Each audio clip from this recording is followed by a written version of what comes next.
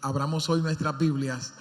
He venido estudiando un texto que hace unos días les prediqué sobre él, pero la palabra de Dios es viva y cada vez que uno lee la palabra del Señor, uno encuentra cosas muy valiosas e importantes. Y me refiero al Evangelio según San Mateo, capítulo 16, versículo 18.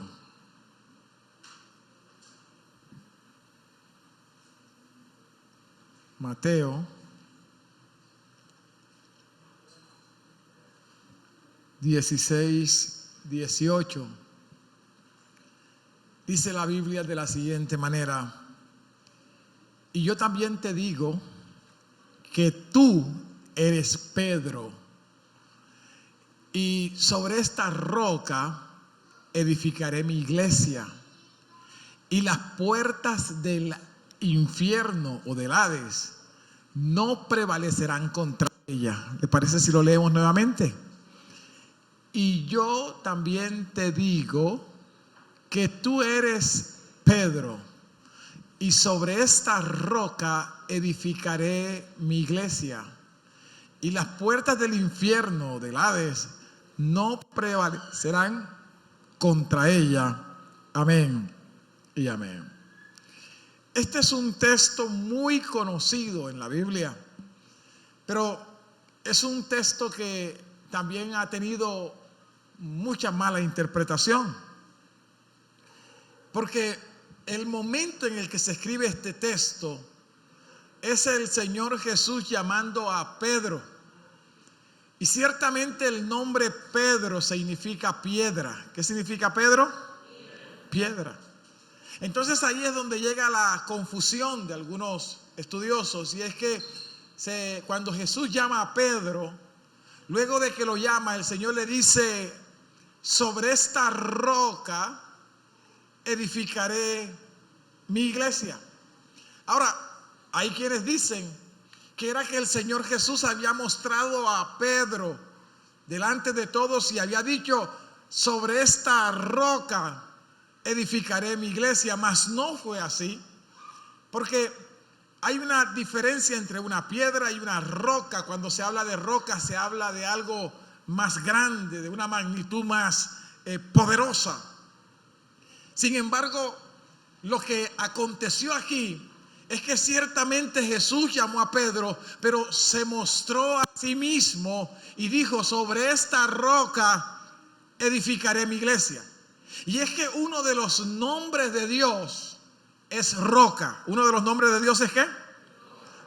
En la Biblia encontramos diferentes nombres acerca de Dios. Por ejemplo, encontramos que la Biblia habla de que uno de los nombres de Dios es sol de justicia. Luego encontramos en Proverbios que otro de los nombres de Dios es torre fuerte. Luego encontramos que otro de los nombres de Dios es estrella de la mañana. Pero también uno de los nombres de Dios es roca. Por eso dice Deuteronomio lo siguiente, vamos a leerlo. Deuteronomio 32, versículo 4. Libro de Deuteronomio, el quinto libro de la Biblia, capítulo 32, versículo 4 dice: Él, hablando de Dios, Él es la que, no le escucho, Él es la que, Él es la roca cuya obra es perfecta, porque todos sus caminos son rectitud, Dios de verdad y sin ninguna iniquidad en él, es justo y es recto. Pero oiga lo que dice Primera de Corintios, por si nos queda alguna duda de que se estaba hablando no de Pedro, sino se estaba hablando del mismo Jesús. Primera de Corintios capítulo 10, versículo 4 dice, Primera de Corintios capítulo 10, versículo 4, dice: y todos bebieron la misma bebida espiritual, porque bebían ¿de qué? Porque bebían ¿de qué? De la roca espiritual que los seguía. Y la roca, ¿quién era la roca? Y la roca era Cristo. Así que La iglesia no podía estar fundamentada sobre un humano, sobre un ser humano común y corriente, sobre un hombre, porque los hombres somos imperfectos, fallamos continuamente. Si la iglesia hubiese estado fundamentada simplemente sobre un hombre, la iglesia ya no existiría. La iglesia existe y la iglesia persiste sencillamente porque su fundamento es Cristo. De hecho, el salmista mismo lo describió en el Salmo 89. Oiga lo que dice Salmo 89 y permítame que yo lea todos estos textos para poder entrar en lo que quiero predicar. Salmo 89, 26 dice así, libro de los Salmos, capítulo 89, versículo 26. Él me clamará, mi Padre eres tú, mi Dios, ¿y qué? Y la roca de mi salvación. Lo que estaba diciendo David, escribiendo, inspirado por el Espíritu Santo, David tenía una claridad. David decía, Dios es mi roca. Es la roca que me sirve para protegerme. Lo que David estaba describiendo es esto. Imagínese usted en medio de una guerra, en medio de una batalla, donde iban flechas, flechas iban y flechas venían, donde lanzas iban y lanzas venían. David decía, el Dios al que yo sirvo es una enorme roca que está delante de mí. Así que no importa cuántas flechas me puedan lanzar, no importa cuántas lanzas me puedan tirar, ni ninguna flecha, ni ninguna lanza, ni ninguna arma me podrá hacer efecto, porque yo estoy escondido en una roca que es más grande que yo. Alabado sea el nombre del Señor. Por eso se cumple la palabra que dice, caerá a tu lado 1000 y 10.000 a tu diestra, mas a ti no te tocará. Fue el salmista que dijo, cuando yo estoy afligido, cuando yo estoy, de repente me siento mal, cuando siento que todo está mal, que todo está oscuro, yo acudo a la roca que es más grande que yo. Salmo 61, 2. Libro de los Salmos, capítulo 61, el versículo 2 dice así. Vamos a ver si lo leemos. Libro de los Salmos, capítulo 61, el versículo 2. Dice las escrituras, vamos a leerlo entonces. Vamos a ver si lo tenemos. Gloria a Dios, ya por ahí escuché un amén, quiere decir que lo encontramos. El Salmo 61, versículo 2. ¿Está conmigo? Ahí ya lo colocaron. Lo leemos. Desde el cabo de la tierra clamaré a ti cuando mi corazón desmayare. Llévame a la roca que es más alta que yo. Lo que está diciendo es, cuando siento que estoy desmayando, cuando siento que todo está difícil, cuando siento que el caos está al punto de tomarme, entonces yo voy y me escondo en la roca que es más alta que yo. ¿Y sabe a qué roca se está refiriendo? Se está refiriendo nada más y nada menos que al que murió en la cruz, pero resucitó y está sentado a la diestra de Dios Padre. Alabado sea el nombre del Señor. Tenemos a alguien que nos cuida, tenemos a alguien que nos protege. Así que entonces tenemos la claridad de que la iglesia no está fundamentada sobre un ser humano común y corriente, que el fundamento de la iglesia, que la iglesia está edificada sobre Cristo, que la iglesia está edificada sobre Dios. Así que entonces, cuando yo entiendo esto, cuando yo entiendo que yo hago parte de... ¿Cuántos aquí hacen parte de la iglesia? Y entonces usted dice, es que yo soy la iglesia del Señor, somos parte de la iglesia del Señor. Y entonces la iglesia está edificada no en un hombre. Por eso cuando venimos a la iglesia, ciertamente nos alegramos en poderle saludar a cada uno de ustedes, pero ninguno de los presentes es la razón por la que estamos en la iglesia. Todos nosotros estamos en la iglesia por una razón que es clara, y esa razón tiene nombre propio: Jesús de Nazaret. Alabado sea el nombre del Señor. Él es la razón, Él es el eje, Él es el centro de la iglesia. Así que como cristianos tenemos que hacer 3 cosas cuando entendemos que somos la iglesia. Porque la iglesia no es la primera vez que atraviesa momentos difíciles. A través de la historia, la iglesia ha atravesado por crisis, por momentos adversos, pero la iglesia ha persistido, la iglesia ha salido adelante sencillamente porque ella está edificada en Dios.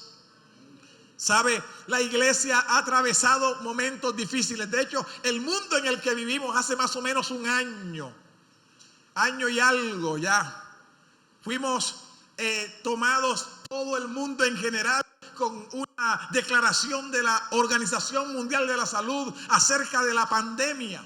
Esa palabra comenzó a estar en la boca de todos y otra palabra fue el coronavirus, el COVID-19, y comienza una situación tremenda en medio de ese caos, una orden nacional, una orden mundial. Todos los gobiernos del mundo dijeron debemos meternos, encerrarnos en las casas, y todos nos encerramos en las casas. Pero luego de un tiempo el mismo gobierno determinó y dijo, ok, ya pueden salir de las casas, ya pueden comenzar a hacer algunas labores. Pero hubo gente que no se atrevió a salir, sino que ellos siguieron metidos en las casas, asustados, atemorizados. ¿Qué debe hacer la iglesia en medio de tiempos oscuros? ¿Qué debe hacer la iglesia en medio de tiempos difíciles? La primera cosa, les dije, voy a hablar de 3 cosas. Y la primera cosa que la iglesia debe hacer, debe perseverar en el trabajo de la salvación. Primero, debe perseverar en el trabajo de la salvación. Lo que le estoy diciendo es que en medio de un mundo lleno de mala noticia, la iglesia debe entender que la predicación del evangelio es buena noticia. El nombre evangelio es buenas nuevas. Los tiempos para predicar el evangelio son exactamente los tiempos malos, en los tiempos adversos, en los tiempos duros. Es donde la iglesia debe levantarse con autoridad para traer buenas nuevas a la gente que está envuelta con malas nuevas, con malas noticias.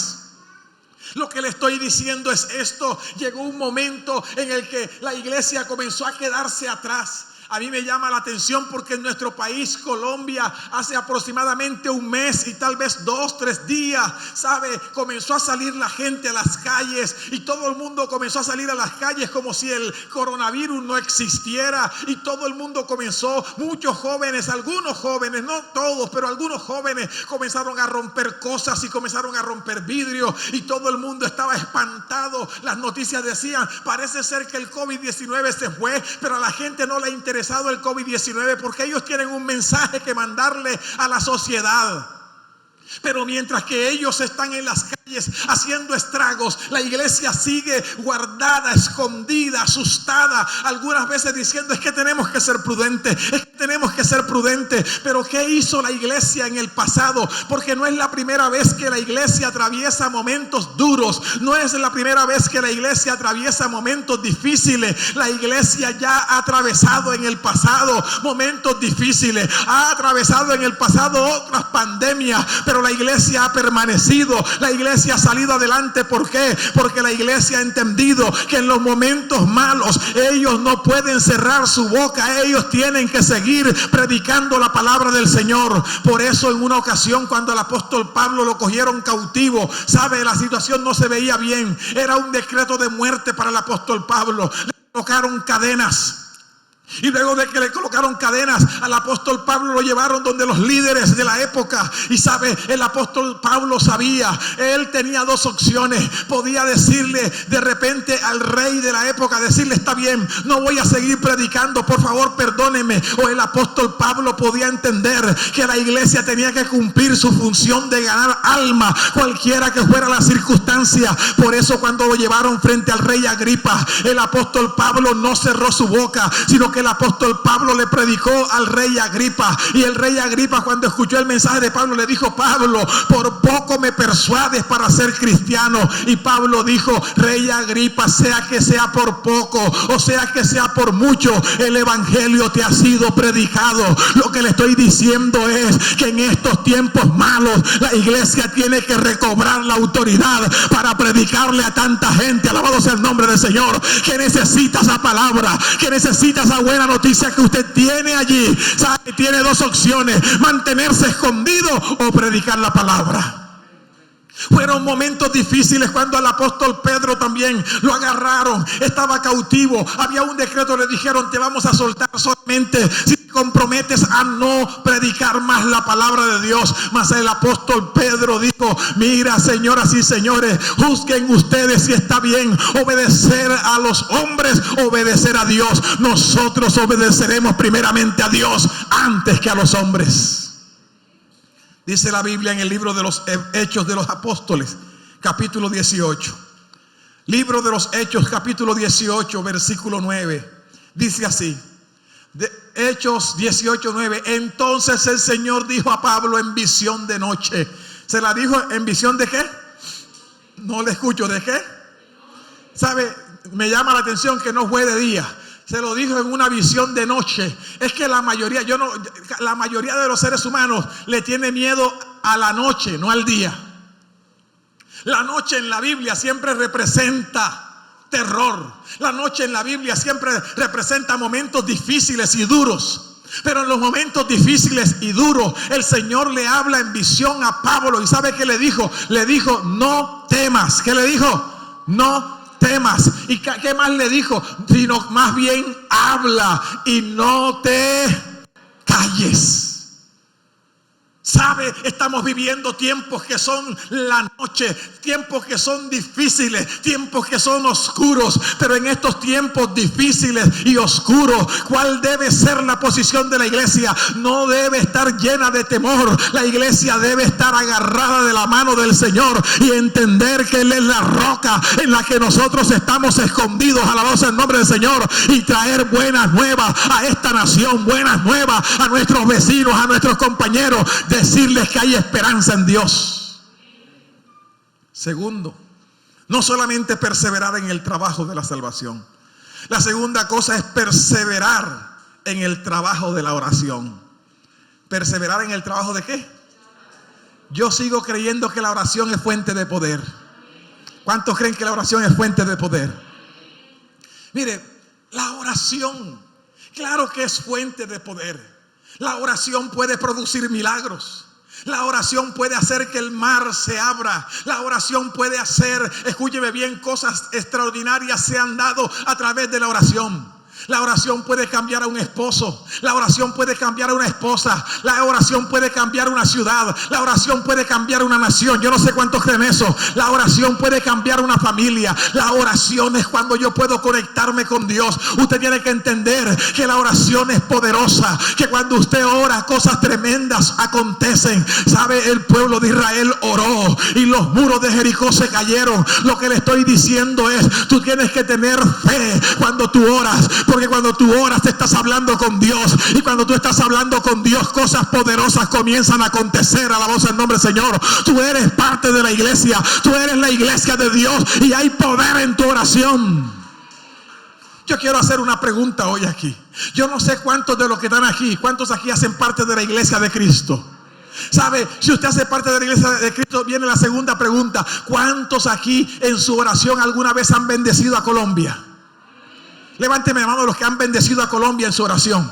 Que usted de repente ha dicho: Señor, bendigo a Colombia, bendigo a San Andrés. ¿Sabe? Si usted lo ha hecho, entonces yo no entiendo por qué la iglesia a veces nos espantamos cuando vemos por las redes sociales a personas que están haciendo ciertos ritos y que haciendo maldiciones y cosas, y entonces la iglesia llega: ay, qué terrible, hay un grupo de personas que están maldiciendo a Colombia, ay, Colombia va a ser maldita. Y yo digo: no, pueden haber los que quieran maldiciendo a Colombia, pero usted ha sido y es parte de la iglesia, y usted ha abierto su boca para bendecir a Colombia. Así que Colombia no puede ser maldita, porque la iglesia ha bendecido a Colombia. Yo no sé si me está entendiendo lo que estoy diciendo. El asunto es que usted tiene que entender que nosotros somos la iglesia y usted ha bendecido a Colombia. Y si usted ha bendecido a Colombia, entonces Colombia es bendecida desde el norte hasta el sur, desde el oriente hasta el occidente.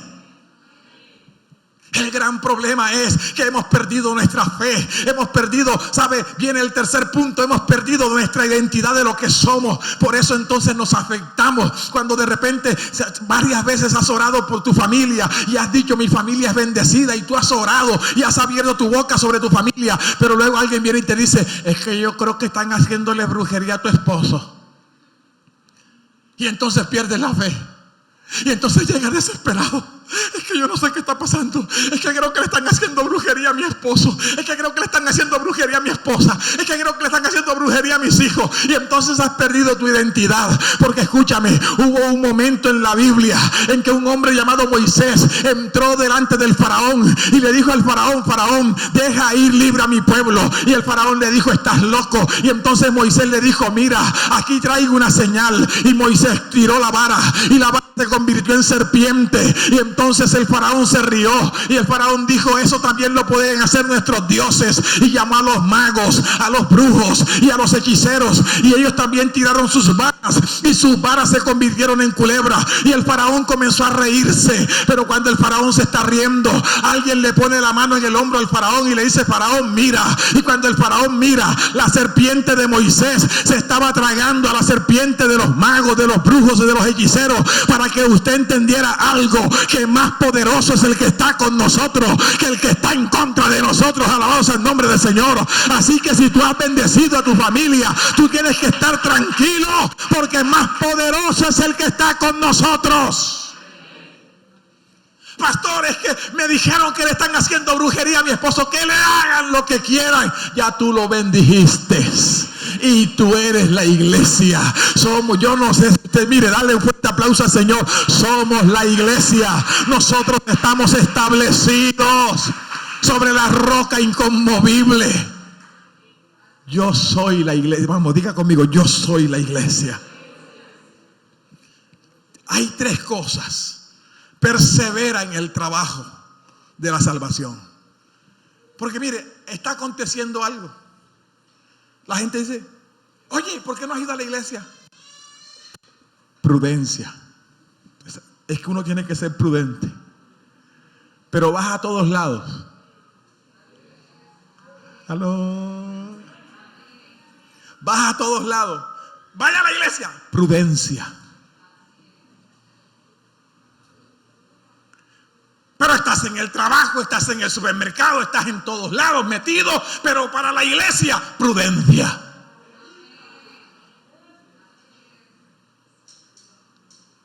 El enemigo nos ha engañado. Ha hecho un trabajo tremendo con cada uno de nosotros. Porque ahora no predicamos, porque ahora no le hablamos a nadie. Todos estamos centrados. COVID, COVID, COVID, COVID. Sí, el COVID no es más grande que Dios.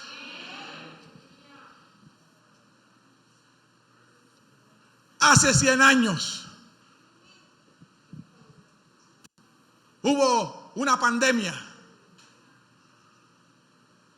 una gran gripa que mató a más de 100 millones.